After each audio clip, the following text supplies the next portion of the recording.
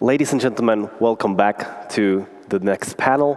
Please accept my sincere apologies for the short delay. And before we start the panel, I have a little technical announcement concerning the panel, because the discussion will be held in French, for those of you not fluent in the French language. For those in the auditorium, we have distributed the translation stations, so you can turn on your translation stations, and you can either choose from English or Czech translation of the debate. For those of you watching us online, the whole debate will be simultaneously translated into English. Thank you for watching. Thank you for asking questions through the Slido app. And the next debate, as I've mentioned, will be about digitalization and its impact on society. And we all know that the impact is huge. So how do we deal with the huge impact, and how do we make, as we Czechs say in a saying that we have, the digitalization only the good servant and not the bad master? Well, we'll hear that. And I give the floor to the moderator, Mr. Petr Janiška, who's not only a political writer and a journalist, but also a former diplomat and an ambassador to France from the Czech Republic. Mr. Janiška, the floor is yours. Thank you very much. Hello, everybody. This afternoon, we have a... Yes, okay. We have a very interesting guest today, Professor Gerald Bronner, Gérald Bronner of France, and we are going to speak French. Permettez-moi de vous présenter brièvement. Donc, Gérald Bronner, vous êtes professeur de sociologie à l'Université de Paris. Introduce you. You are a professor of philosophy at the University in Paris. You have written dozens of books. La façon dont travaille le cerveau humain dans la perspective sociologique. You focus on how the human brain works within the sociology context. Also, you focus on cognitive sociology and psychology. And today we are going to talk about market deregulation, the regulation of the cognitive market. I'm talking about the information I found in your latest book, Cognitive Apocalypse.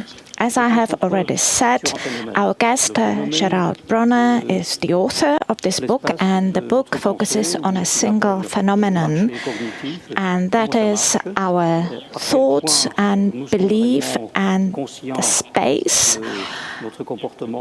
on the cognitive market, how this market works, what our behavior is, and how is our behavior influenced by media, but also by the internet. It also discusses the information overflow that we've been experiencing in the past couple of years, or rather more dozens of years. So you wrote in your book that we have a larger capacity in our brain, but we do not know how to use it, what to do with it, and perhaps we use it in a wrong way. So you focus on the topic of the deregulation of the market with information. What can you tell us about it and why you use this term?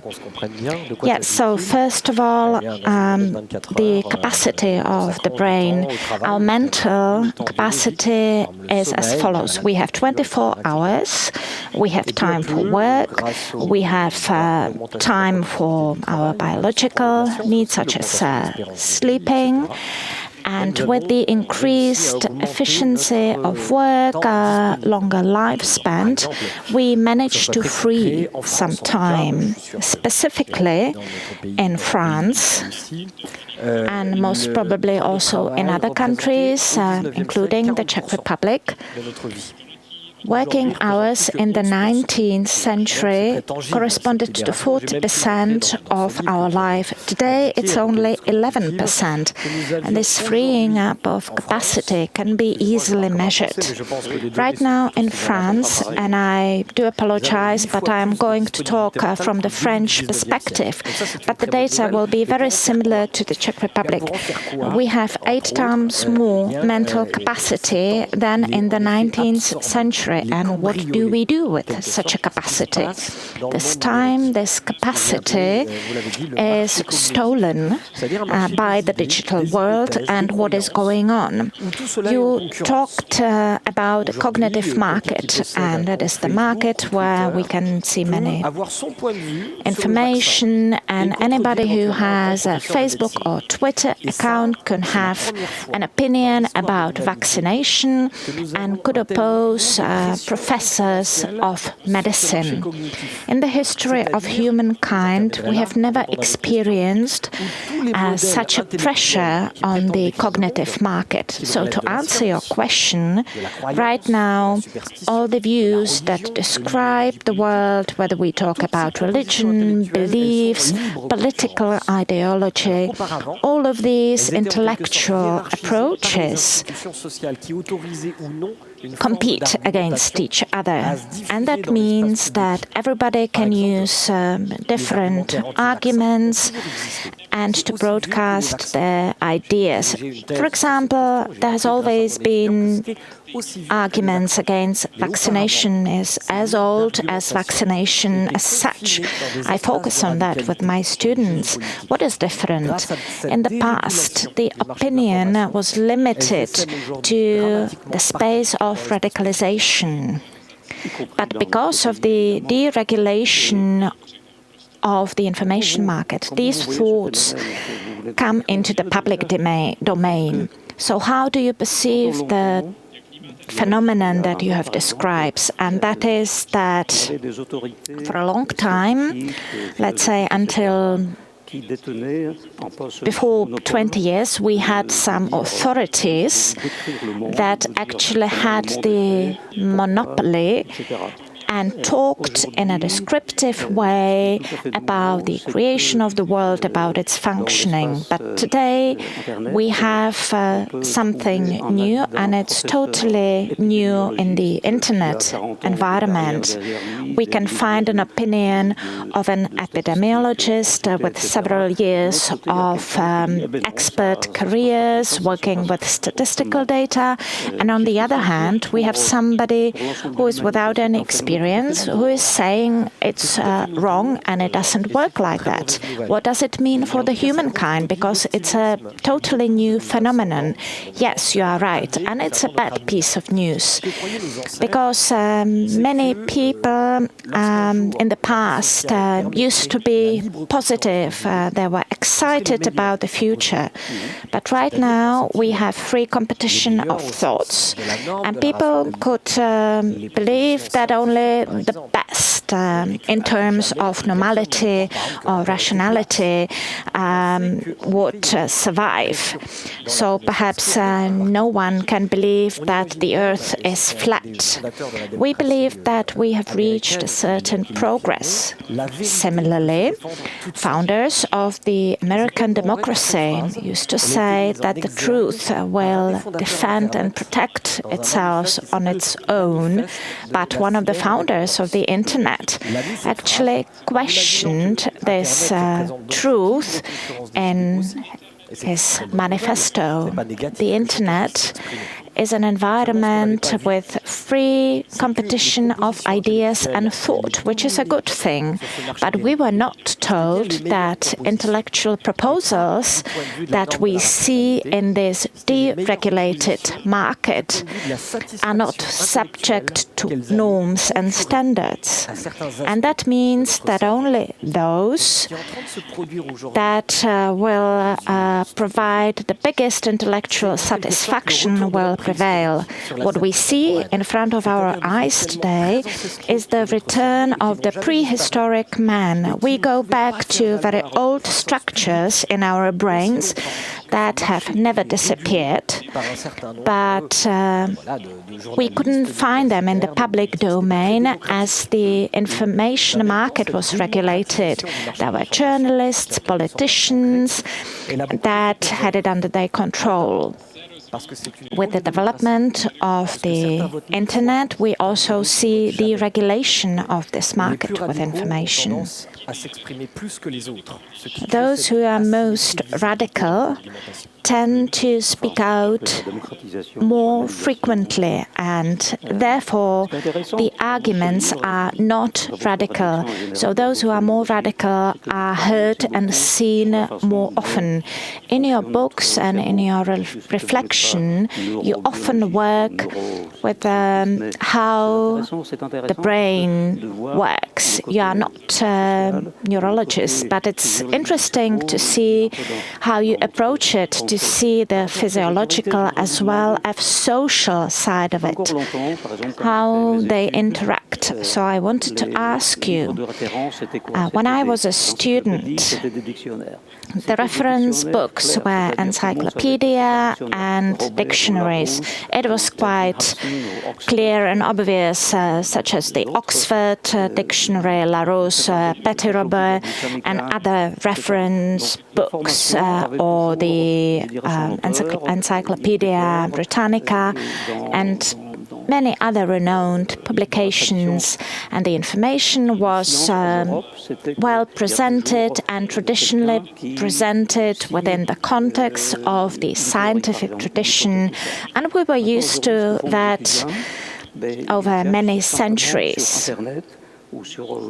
Right now, students search for information on the internet, often in Wikipedia, and I often had this experience, and I'm sure that it will be the same in Paris. When I asked one of my students where was the quotation found, they said, I don't know, I found it on the internet. And that means that they do not know who the author was, what was the intention of the author, etc., etc. So what could be the further development, because in our thoughts and in the thoughts of students and future elites, that leads to a total chaos. Yes, these are huge hopes. If I am not wrong, UNESCO in 2002 wrote that the availability of information that we have will lead to democratization of knowledge. And I'm answering you by using the contents of another book of mine. And this book is called Belief and Misbelief, Asymmetry on the Internet. This book was published after 2000, so we've already had Internet. And it was many, many years later and many years after the print was invented. Well, when compared to the overall knowledge that we have, the amount of information grew, but our brain has not changed. We are not capable of processing large volumes of information. So what will happen? Yours and my student will just pick up information, and the question is, with respect to hierarchy of our knowledge, is as follows. The logic of what we'll find is different than what we would imagine, because there is the confirmation bias, which is a bias that we all have. We are looking for information that would confirm what we think, what we believe in. So the more information we have, the higher the probability that you will find at least one piece of information that will confirm your beliefs. I call it a paradox of information trustfulness. So the more information you have, the more comfortable you feel, as the information actually confirms your beliefs, and it does not correspond to reduction of trustfulness and naiveness. You've mentioned information several times, and also beliefs, collective beliefs. How come do you think people need to believe in a certain information? For generations, we lived in the environment of scientific evidence of information. We looked for big authorities, trustworthy authorities, scientists, but today we are in a totally different environment. You can find lots of information on the internet, and the information is published there. These are opinion, thoughts, belief of various people. Often the information is irrational, so there is the dichotomy of the rational approach and beliefs. Do you believe that the age of reason is over and the age of beliefs have come? I think it's the biggest battle with time. We need to fight for rational approach. Or what might happen if we do not defend trustfulness of information and accuracy of information? We will live in a world that will have many corners with their own truths and alternatives. This was a topic mentioned a lot and discussed a lot during the presidency of Donald Trump. We need to have a strong political institution that will be authoritative. I'm not sure whether you have it in the Czech Republic. We have it in France. 60 to 70% of French people say that politicians are corrupted. But this is global. I guess it's the truth anywhere in the world. And over 50% of people believe in what they see on TV. And many people automatically distrust what they see, and that goes hand in hand with the deregulation of the information market. Because we have information, and that allows us to believe in whatever we want to believe. So if I believe in something related to COVID-19, I'm quite sure that I can find arguments supporting my theory on the internet. So people's beliefs are not linked to the reason or arguments. We can often find any kind of arguments supporting what we believe in. There does not have to be trustfulness and supportive arguments. Often it goes against the truth and ratio. In line with the conspiration theory, two events clash. And in that case, we believe that one event actually caused the other one. So if we have something in line with what we believe in, then we confirm this argument. The Science magazine published an article that untruthful information on Twitter spread it 6 times quicker than truthful information, and that means that the truth will not defend itself. So what to do in order for our brains to be stronger when compared to naiveness and trustfulness? Well, we need to believe in hope, and I hope that you are hopeful. Yes, I'm an optimist, although I am not a role model of it. One of the solutions could be what I will describe in a minute. There is not a magic wand that would bring a solution. We need to work with our brain. We discussed it in the corridor a couple of minutes ago. The human brain is the strongest instrument and tool. We have billions of connections and we are not using all of them.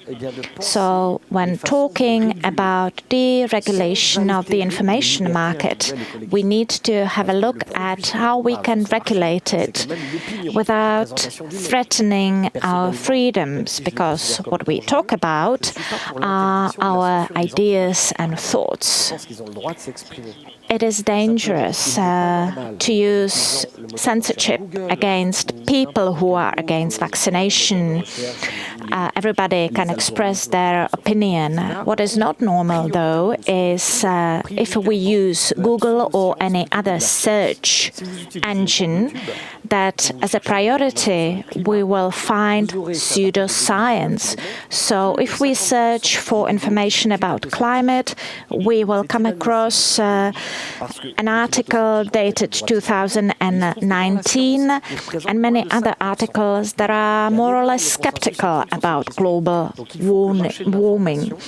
But they actually represent less than 5% of all the information, and that's the problem, because we need the information market to reflect the science. So we do not need censorship, but we need to ensure how the information is actually visible on the market, so that untruthful and invisible information do not overshadow truthful information.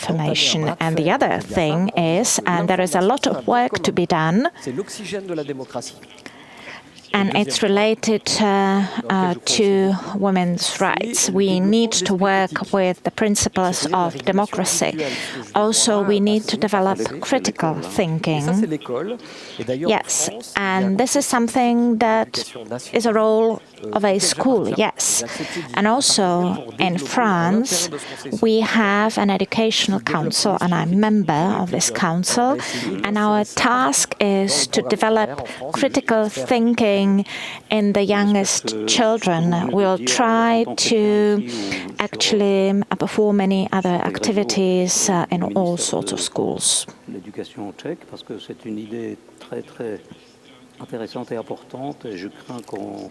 website of the Czech Ministry of Education actually shows an interesting piece of information.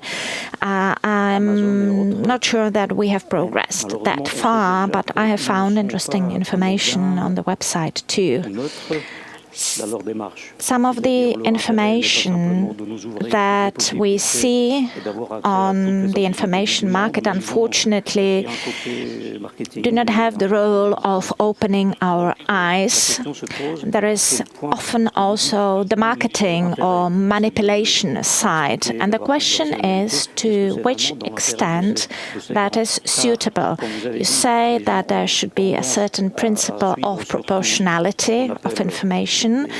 Also, that people tend to follow what we coin as alternative information, but we also have positive and negative information. The book we are discussing, you often talk about Russian sites that often present negative news. They do not mention positive news. They mention only about, for example, an accident, a train accident in Siberia, and about the number of casualties. C'est un phénomène, je dirais, lié à la bêtise humaine ou c'est lié directement au travail de notre cerveau? What do you think? The fact that we focus more on negative information is related to how our brain works, or that we are getting less knowledgeable? It's because of how our brain works. All the information that comes to us is trying to catch our attention, and all the players on the market try to catch our attention. This is not a speculation. We have the so-called dark patterns. These are algorithms that know how our brain works, and they try to actually attract our attention. We know, based on the evolution, that we are more attractive to negative news. So if there is a conflict or a risk, and it's the biological substance. Thank you very much. We could continue for hours and hours. Unfortunately, the time is up. Thank you very much for sharing your thoughts with us. And hopefully this huge virtual space, the internet, will find more rationality and less naiveness and trustfulness. Yes, let's hope in that. Thank you very much.